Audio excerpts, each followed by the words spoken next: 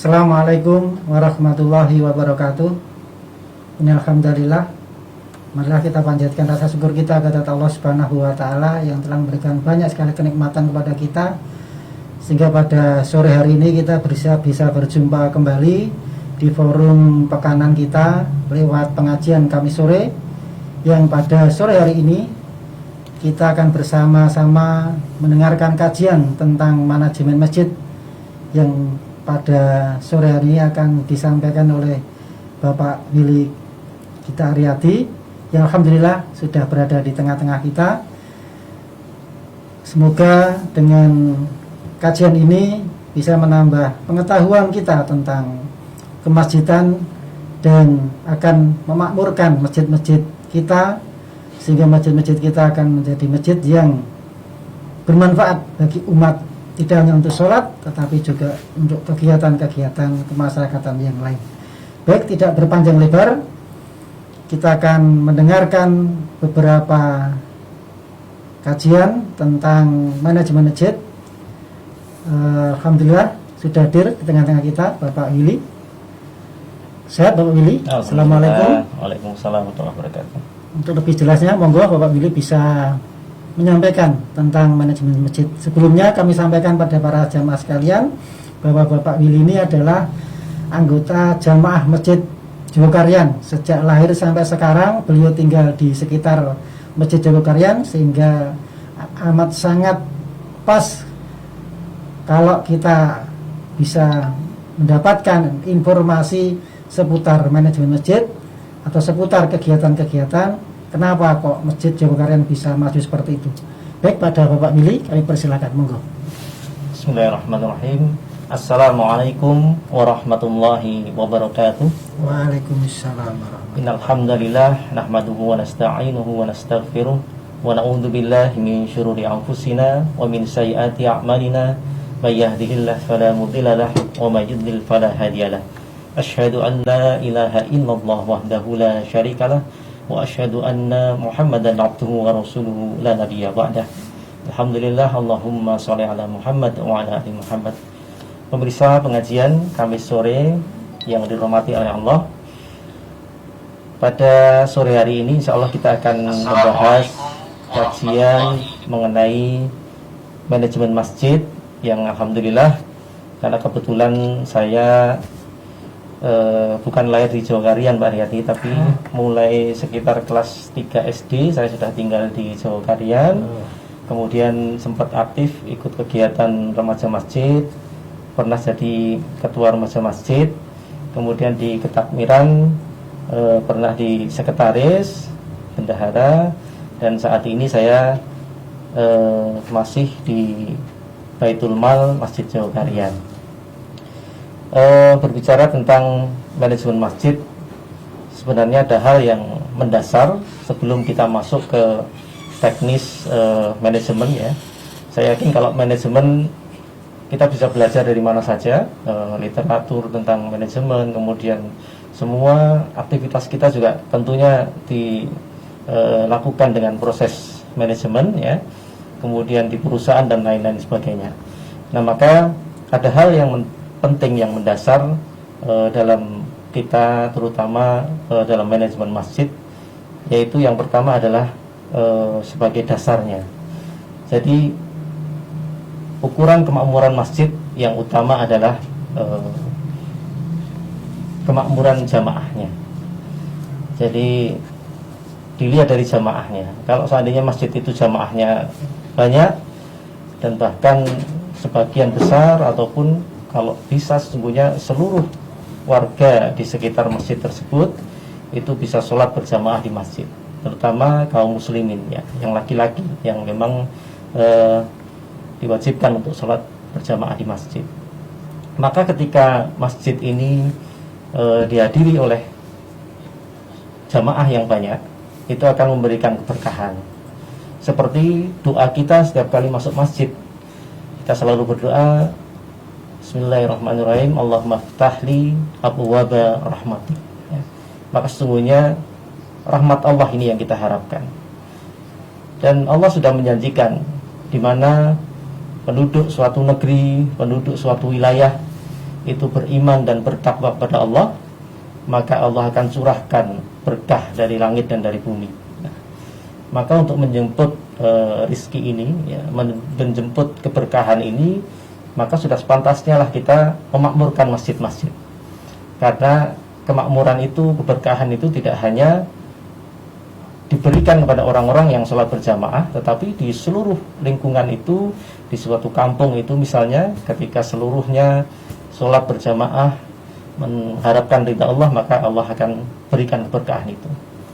Kita mungkin masih ingat kisah ketika Khalifah Umar bin Abdul Aziz, bagaimana kemakmuran melanda seluruh negeri, sehingga mau memberikan zakat saja susah, karena semuanya sudah jadi muzaki, ya. Semuanya sudah menjadi orang yang mampu. Maka ketika akan membagikan zakat pun tidak ada yang akan dibagikan lagi. Dan saat-saat itu adalah saat-saat di mana seluruh kaum muslimin, ya, yang laki-laki itu adalah tidak tertinggal untuk sholat berjamaah di masjid. Maka dengan sangat mudah Allah akan memberikan janji itu. Allah akan berikan berkah dari langit dan dari bumi ketika seluruh warga masyarakat itu bisa sholat berjamaah di masjid. Nah, maka sungguhnya tugas utama kita adalah bagaimana mengajak seluruh warga masyarakat untuk bisa sholat berjamaah di masjid. Nah, ini merupakan dasar yang penting.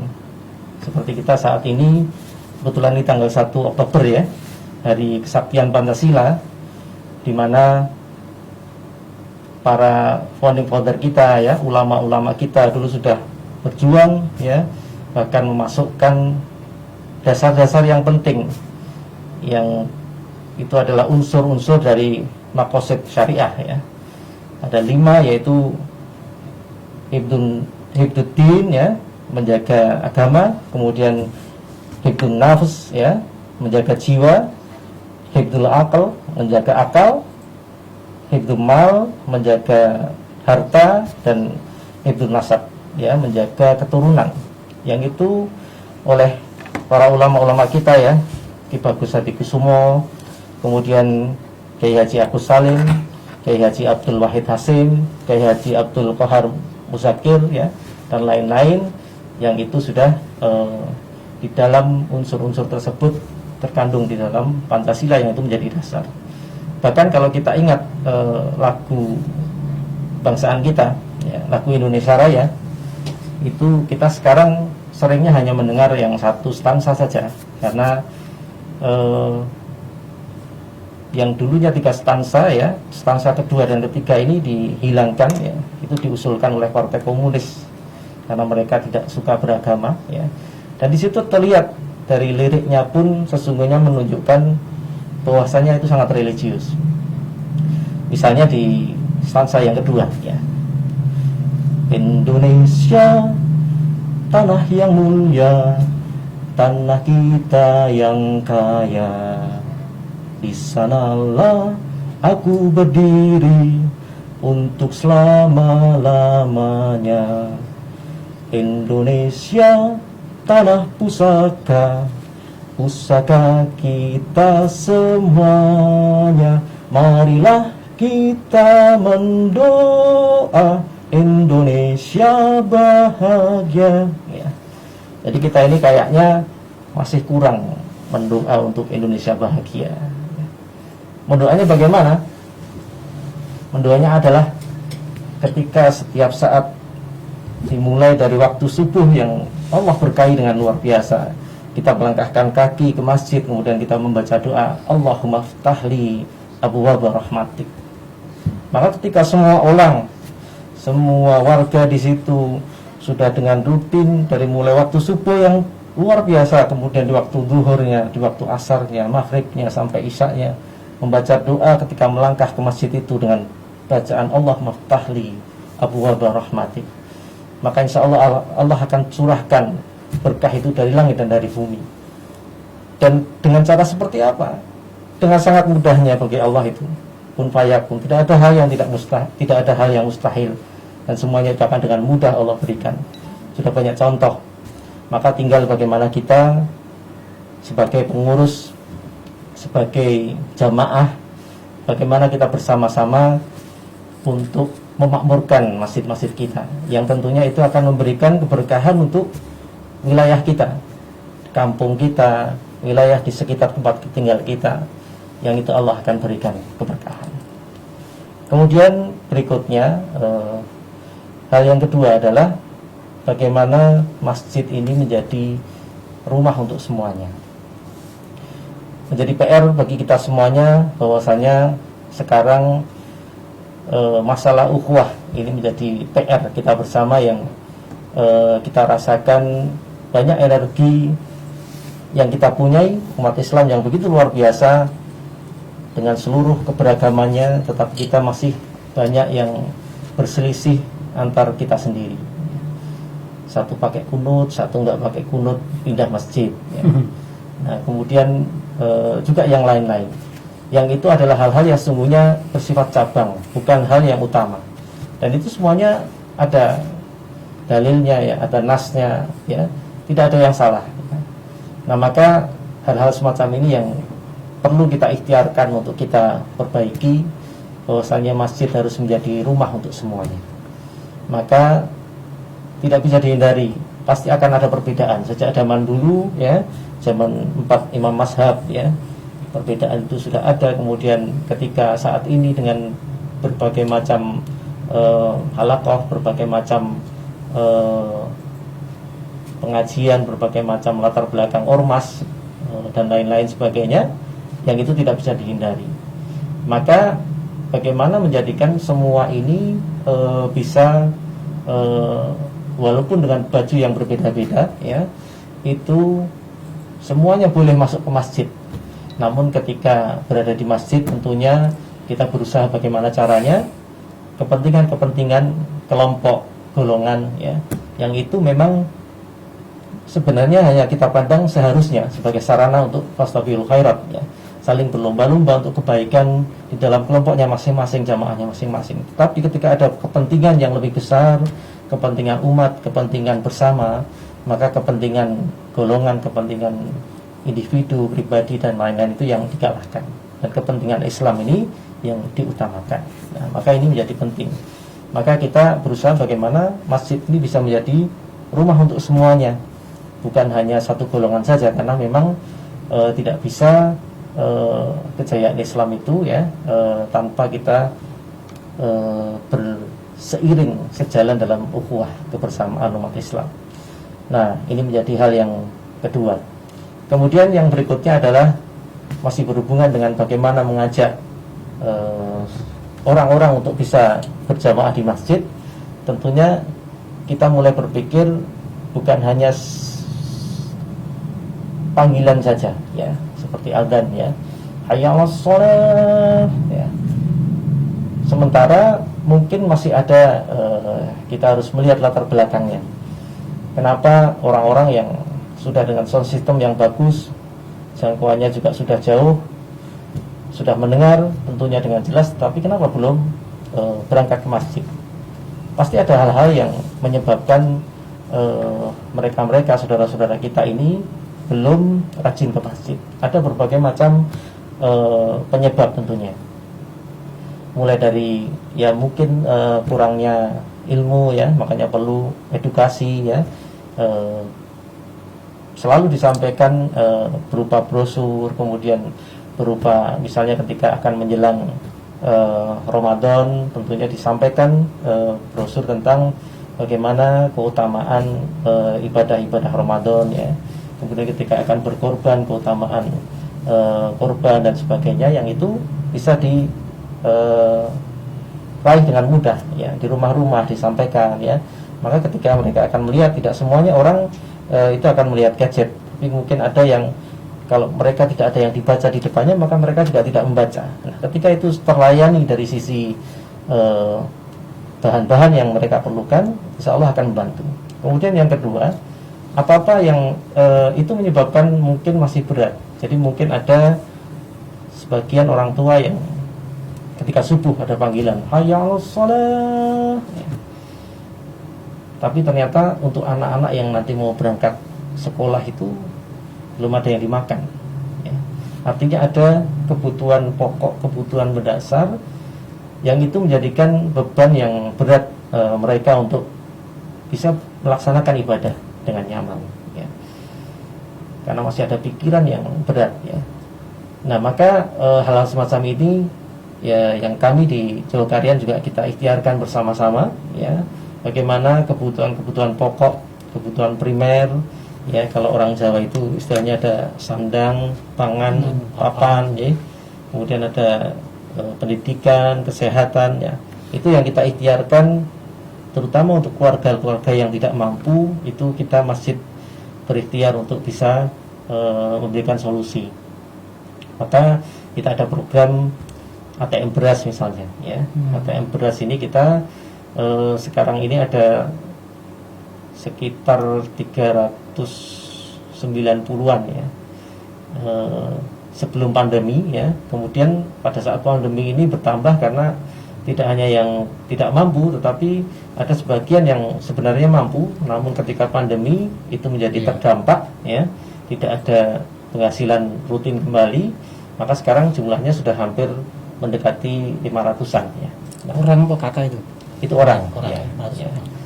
Nah, kemudian ini yang kita santuni ada ATM beras, ya, itu yang bisa diambil setiap saat, ditempelkan di mesinnya itu, mesin ATM, nanti keluar sekali tempel keluar 2 kilo. Nah, itu.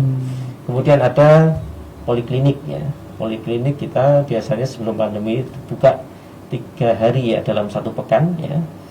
Kemudian selama pandemi ini kita cuma 1 hari saja, tapi kita mengadakan pelayanan tambahan.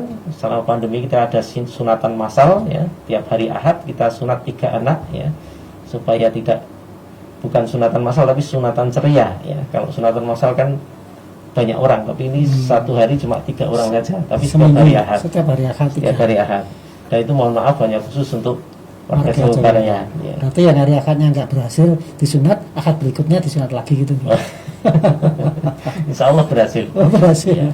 Nah, kemudian berikutnya itu pelayanan kesehatan, kemudian ada beasiswa, ya, untuk keluarga yang tidak mampu, ya, menyekolahkan anaknya. Kemudian ada juga kita tim bedah-bedah rumah, ya. Ada yang survei ke rumah-rumah mana yang masuk kriteria rumah tidak sehat, maka kita ada tim bedah-bedah rumah, ya. Bukan bedah rumah yang keseluruhan, bukan, tapi bedah-bedah. Misalnya kamar mandi, toilet belum dikeramik, itu kita keramik. Ada kamar yang pengap, tidak ada ventilasi, kita bikinkan jendela, ya. Kemudian ya lain-lain perbaikan ringan sebenarnya, tapi itu sudah cukup menunjukkan kepedulian masjid, ya, untuk hadir di rumah-rumah, hadir di masyarakat. Nah, semua program tadi sebenarnya muaranya ke satu hal tadi, ke program kita yang utama adalah mengajak sholat jamaah di masjid. ATM beras itu mengambilnya adalah di waktu-waktu sholat jamaah. Jadi mereka kalau tidak punya beras, masjid sambil sholat bisa dapat beras, ya. Di luar itu nggak bisa, nih? Di luar waktu sholat? Ya, kita sarankan. Mungkin kan ada pas yang baru berhalangan, mungkin ya, kalau yang perempuan mungkin pas tidak di waktu sholat. Tapi kita sarankan ini sebagai wujud motivasi kita untuk sama-sama melaksanakan sholat jamaah, ya. Kemudian berikutnya, ya, mereka termotivasi kalau misalnya sakit, ya, kalau jamaah aktif itu ada di situ disediakan pelayanan kesehatan, ada dokternya, ada obatnya, ya. Kemudian ketika rumahnya nggak bener pun, ya, ternyata ada yang benerin, ya, kalau jadi jamaah aktif, maka ini termotivasi, ya. Itu bagian dari memvisualisasikan, ya, keberkahan itu dengan program-program tadi, ya. Jadi hal-hal ini yang tentunya kita usahakan, ya, dan itu sebenarnya kita harapkan juga semuanya kita mengusahakan hal itu, yaitu masjid hadir menjadi solusi permasalahan yang ada di masyarakat. Dan kita usahakan, kita ikhtiarkan lebih peka lagi. Misalnya begini, ada kemarin yang itu sebenarnya tidak ada hubungannya dengan masjid. Ketika Jalan Jawa Karyan di depannya dibangun saluran air hujan, ya. Kemudian selama 1 bulan lebih itu yang di kiri kanannya itu warung-warung itu tidak bisa jualan, ataupun kalau jualan ya omsetnya menurun Iya. drastis karena debu dan tidak ada yang membeli di situ, banyak yang tutup. Nah, bagaimana masjid hadir ya, memberikan paket sembako sebagai bentuk ya kepedulian ya, karena istilahnya tondo tresno, bagaimana karena dengan musibah yang dialami ya, musibah dalam tanda kutip karena tidak bisa jualan dengan lancar ya, tentunya penghasilannya menurun, kita berikan itu, sampaikan ke warung-warung yang terdampak galian tadi.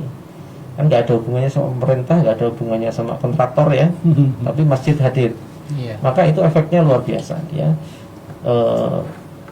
Pedagang-pedagang tadi menyampaikan ya, dia pun kalau ketika sudah buka lagi cerita ke pembeli-pembeli di situ, wah alhamdulillah masjid ini menyediakan ini sembako ketika kita kemarin terkena ya. Itu dirasakan dan itu disiarkan kembali, itu bagian dari syiar juga, walaupun bukan kita yang mensiarkan ya, tapi para pedagang ini menyampaikan kepada pembeli yang datang ke tempat mereka ya, bagaimana masjid hadir ketika ada permasalahan dan sebagainya, dan itu menjadi sebuah syiar yang tentunya menguatkan posisi masjid di masyarakat.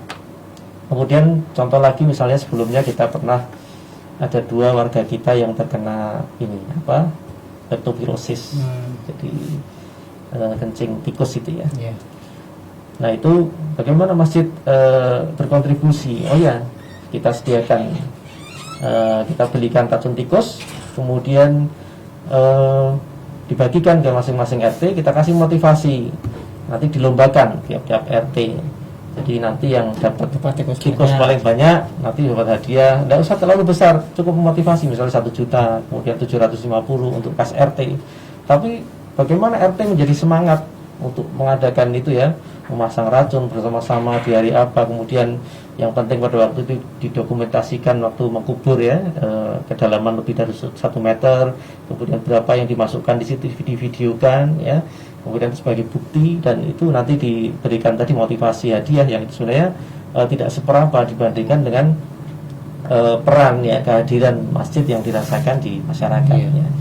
Jadi hal-hal tersebut yang tentunya menjadi bagian dari ikhtiar bagaimana masjid hadir di masyarakat, tentunya dengan melakukan pelayanan-pelayanan dan lain sebagainya, yang itu tentunya bisa memberikan efek kebaikan ya, dan itu tentunya yang lebih besar lagi adalah memotivasi bagaimana seluruh warga, seluruh jamaah ini melihat ada kemanfaatan masjid, dan itu bisa menjadikan mereka lebih senang ke masjid ya, kemudian aktivitas-aktivitas yang ada di masjid, dan kita berikhtiar bagaimana yang berikutnya adalah masjid menjadi pusat seluruh aktivitas kegiatan. Maka ketika ada permasalahan, ketika ada misalnya ini tanggap darurat, ada bencana ya, seperti yang kita rasakan tahun 2006 ya, waktu kita gempa Jogja ya, pada saat itu tanggal 27 itu, artinya bagaimana masyarakat ketika ada isu tsunami ya dan lain sebagainya, tetapi karena sudah terbiasa ketika ada permasalahan apa mereka ke masjid, maka mereka berbondong-bondong ke masjid. Nah, di situ akan lebih mudah disosialisasikan ya, disampaikan tentang ini kalau tsunami pun tidak akan sampai ke sini karena jarak ketinggian di bibir pantai dan ketinggian di kota Jogja itu selisihnya 100 meteran ya, dengan tingkat kemiringan yang jarak yang jauh tadi kita, dan hal sebagainya yang itu bisa disampaikan.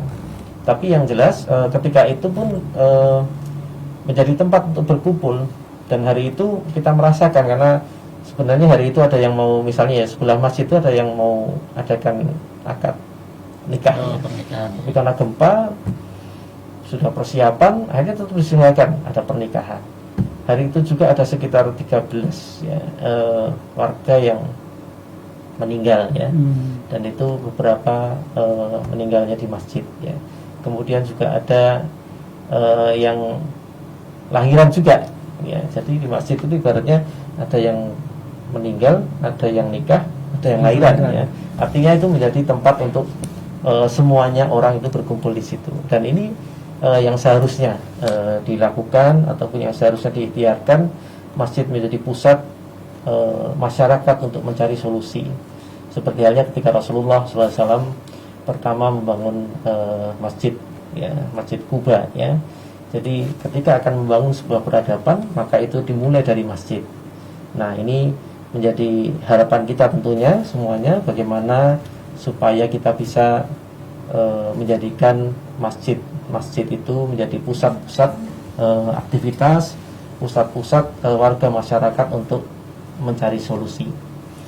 Kemudian berikutnya ini sudah masuk ke teknis ya. Tadi yang terpenting adalah sebagai sudut pandang kita ya, bagaimana pengurus masjid ini melihat bahwasanya ngurusi masjid ya, membina majelis taklim, kemudian memakmurkan masjid ya, itu bukan suatu pekerjaan yang remeh-temeh, tapi ini sungguh pekerjaan yang luar biasa ya, karena ini nanti akan, insya Allah akan menyelamatkan kita ya, dan itulah yang perlu menjadi semangat dari pengurus masjid tentunya, bahwasanya menjadi tempat ya, media kita untuk memaksimalkan peran kita. Karena sesungguhnya dalam dakwah ini siapa yang paling repot ya, paling pontang-panting, paling berkeringat ya, sesungguhnya yaitu untuk kita sendiri, bukan untuk orang lain. Semuanya tercatat dengan sangat detail ya oleh malaikat-malaikat Allah. Sebesar zarah pun tercatat. Walaupun tidak ada yang melihat, walaupun sepi, walaupun sendirian, walaupun tidak ada yang memuji ya, tetapi semuanya itu menjadi catatan kita masing-masing ya.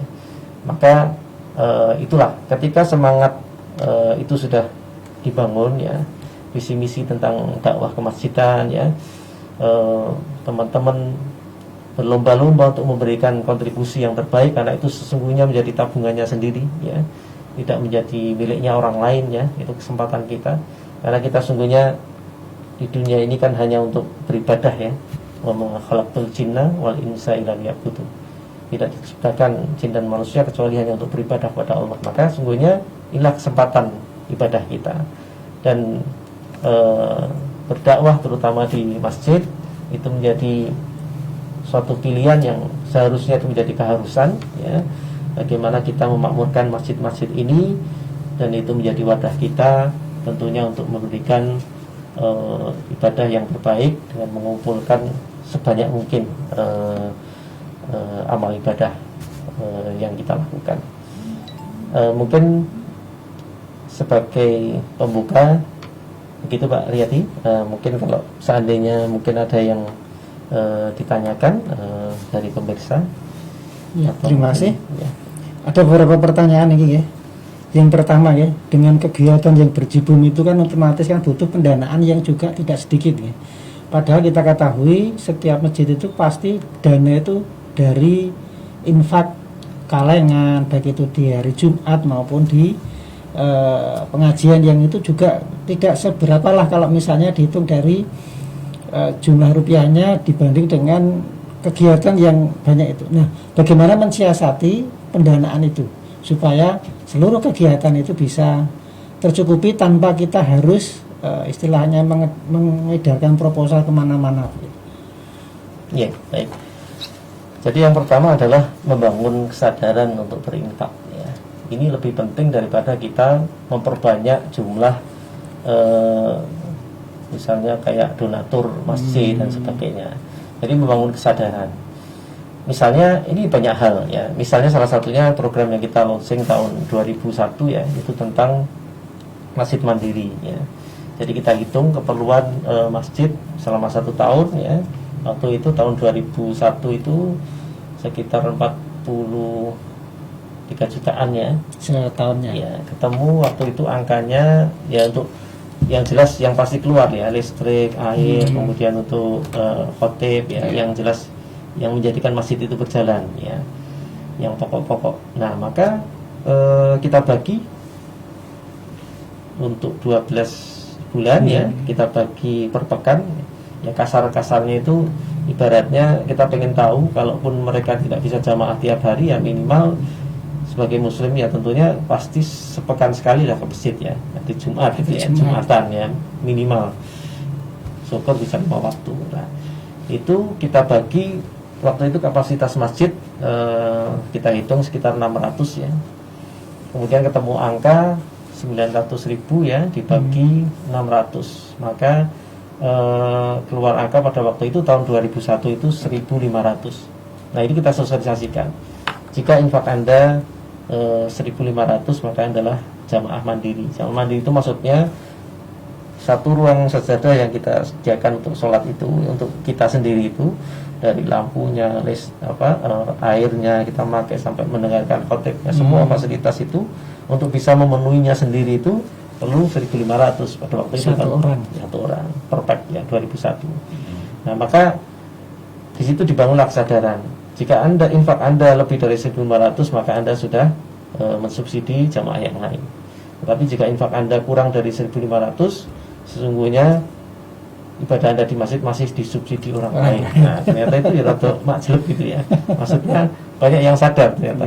Kan kadang cuma protes, lampunya kedap-kedip, airnya itaritir gitu, fan-nya kotak-kotak atau gimana. Nah itu tapi nggak sadar semuanya itu memang perlu. Kadang-kadang hari Jumat mereka juga buru-buru nggak bawa infak ya dan sebagainya. Ketika disadarkan, ternyata kalau ibadah saya ini masih disubsidi orang lain, jangan-jangan pahalanya juga sebagian diambil yang subsidi. Nah maka ketika kesadaran itu muncul, alhamdulillah waktu itu langsung infaknya itu naik 4 kali lipat ya ketika waktu itu. Nah kemudian hal yang lain ya, misalnya adalah yang kita rasakan ya, kalau banyak hal yang kadang kalau nggak ada dana ini nggak bisa jalan. Tapi dari pengalaman kita ini, alhamdulillah justru dengan aktivitas, dengan kegiatan itu justru dalam tanda kutip itu sebenarnya itu yang menjadi proposal ya untuk mendatangkan dana. Jadi misalnya kegiatan ketika kita melakukan tadi misalnya ATM beras ya. Sekarang alhamdulillah karena itu jamaah itu melihat ya di situ ada yang mengambil ya, donatur juga melihat di situ ada yang mengambil beras, ternyata dimanfaatkan ya. Maka kadang sering kita melihat di situ di samping mesin itu sudah ditaruh 2 karung ya, 3 karung ya. Kadang nggak bilang itu siapa yang berikan ya. Mereka ingin potong kompas, mungkin pikirnya kalau dimasukkan ke kotak infak itu masih ada prosedurnya, masih ditunggu jadwalnya petugasnya ngambil ya kan, terus nanti dibelanjakan dulu baru dibelikan. Tapi kalau dia berada di situ, pikirnya kan langsung dimasukkan, besok pagi-pagi sekali begitu ada yang memerlukan dia langsung sampai ke orangnya. Nah sama dalam kegiatan-kegiatan juga seperti itu. Walaupun ATM beras tadi kalau kita contohkan, kita nggak harus melihat di akhirnya ya. Sekarang yang teknis harus beli ATM, mesin ATM-nya yang mungkin kalau sekarang sudah dijual di pasaran umum itu sekitar 30 jutaan. Bukan di situ. Tapi ini kita mulai dari awal. Kita sebelumnya kita pakai kotak infak beras ya. Di situ jamaah awalnya setiap kali berangkat ke masjid ya membawa segenggam beras ya. Kan tidak terasa berkurang ya kalau sambil berangkat bawa segenggam. Misalnya disimpan pakai ember di rumah, dibawa segenggam ya rasanya masih 1 ember ya. Ada yang di plastik nggak kececer, supaya nggak kececer ya, ada yang masukkan uang. Nah dulu tiap 2 pekan itu kita buka, kemudian itu yang kita distribusikan, bagikan ke warga yang paling tidak mampu. Waktu itu berapa keluarga ya. Itu berjalan terus sampai akhirnya sekarang alhamdulillah sudah pakai mesin. Secara teknis ya kita nggak usah nungguin, nggak usah membagikan secara manual ya, tapi sudah mereka ngambil sendiri. Dan secara teknis juga yang memberikan sekarang alhamdulillah sudah nggak segenggam lagi, sudah pakai karung-karung tadi ya. Itu kapasitas mesin berapa kapasitas mesin itu sekitar 400-an ya, 400-an ya.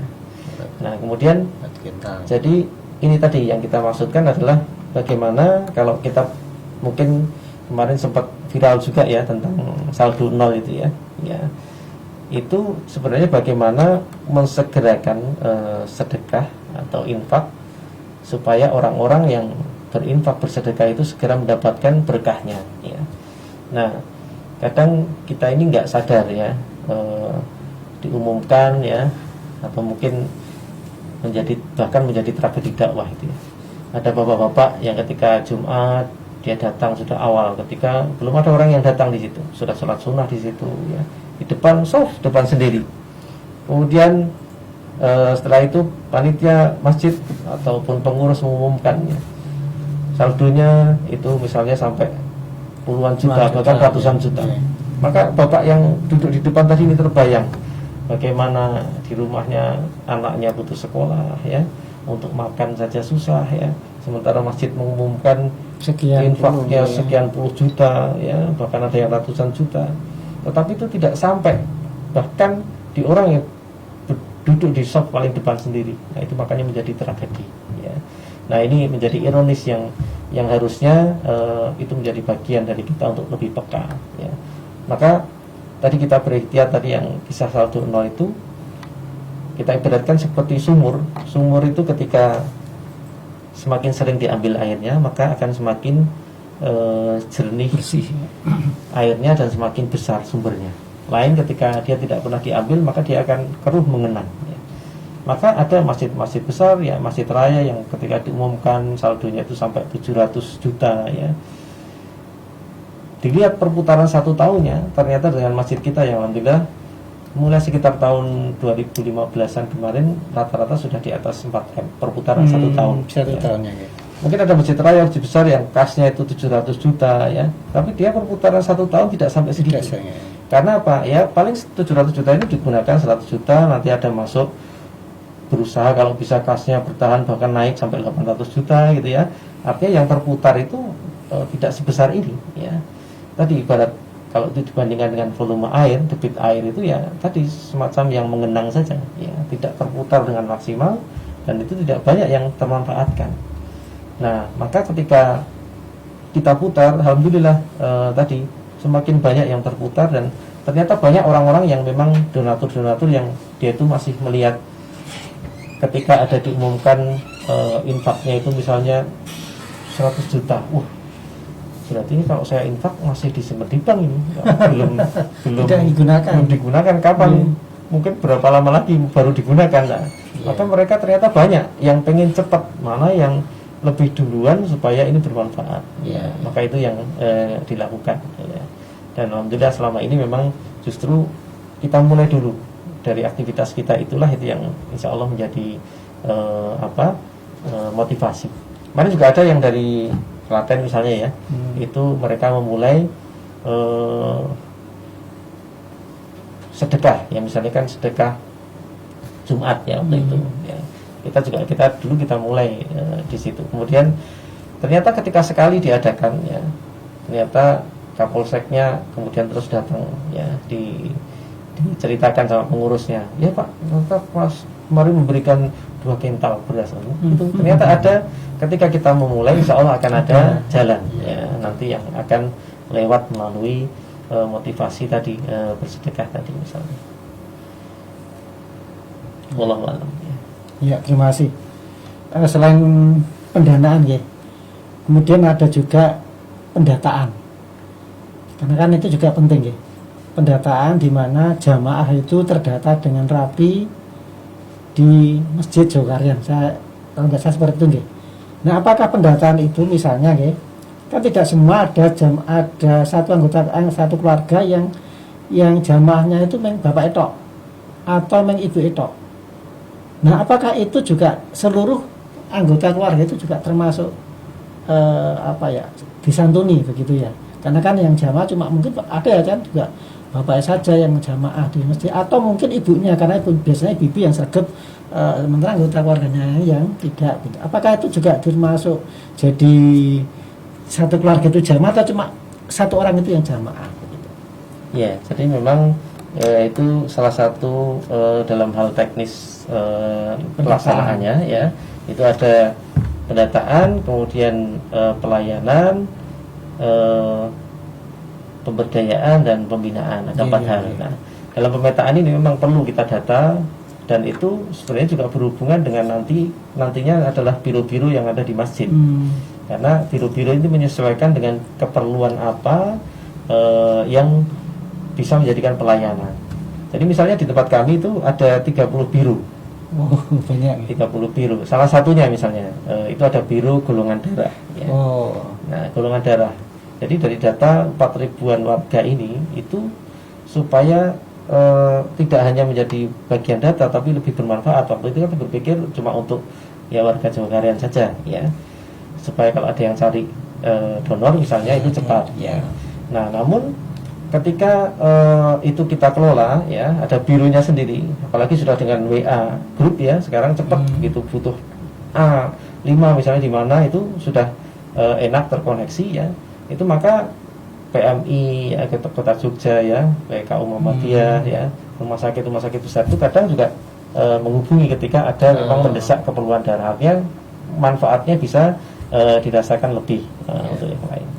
Misalnya lagi ada biro perawatan jenazah ya, ketika ada yang meninggal, maka biro ini bagaimana anggota biro ini segera untuk merapat ke yang terkena musibah ya, karena biasanya orang meninggal itu kan mendadak ya, nggak ada tuh yang inden dulu saya 2 bulan lagi gitu. Maka ketika itu dibantu keperluannya, perlu sudah ada ambulan belum ya, kemudian kelengkapannya apa ya, termasuk itu disediakan dulu karena kondisi darurat ya. Nanti setelah itu misalnya ahli warisnya mengganti atau apa ya itu nanti, tapi yang jelas ya. Kemudian misalnya ada biro, jadi bironya itu sebenarnya bukan biro dakwah, itu terlalu luas cakupannya, tapi tadi kita menggambarkan bahwasanya itu fokus ya. Kemudian misalnya ada contoh lagi biro persaudaraan haji dan umroh. Jadi yang sudah pernah haji, sudah pernah umroh, kita ini ada pengajian rutin sebulan sekali ya. Supaya apa? Supaya menjaga kemabrurannya ya, dan menjadi contoh. Nanti kalau enggak kontraproduktif, kita ngajak yang lain, ayo sholat ke masjid, nanti di alasan haji sholat gitu kan. Nah, jadi menjaga yang sudah pernah haji, sudah pernah umroh, ada pembinaan supaya dia menjadi contoh ya, dan menjaga kemabrurannya. Maka biro ini sebenarnya relatif kalau dipikir cuma mikirkan adakan pengajian sebulan sekali, mungkin sudah disusun kurikulumnya, pembicaranya ya. Tetapi karena fokus maka itu menjadi berjalan. Dan biro-biro di kami itu sudah terbiasa kalau yang kira-kira nggak jalan nanti akan evaluasi ya, dihilangkan, diganti dengan yang jalan lagi ya, Oke. Sebetulnya menarik sekali nih ya perbincangan tentang kemajikan yang kalau kita bahas pada saat ini kemungkinan juga tidak cukup gini ya. Harapan kita Pak Willy, kita itu kan masjid-masjid kita yang ada di kita, baik itu di kampung maupun bisa berdaya dan bisa menjadi manfaat bagi umat. Harapan kita seperti itu ya. Tidak hanya di Mojowaren saja, tapi juga seluruh masjid di lingkungan kita. Harapan kita kan juga bisa ada kemanfaatan untuk jamaah yang bisa diraih gitu ya. Nah, mohon maaf berhubung waktunya juga Pak Willy tidak bisa berlama-lama ya.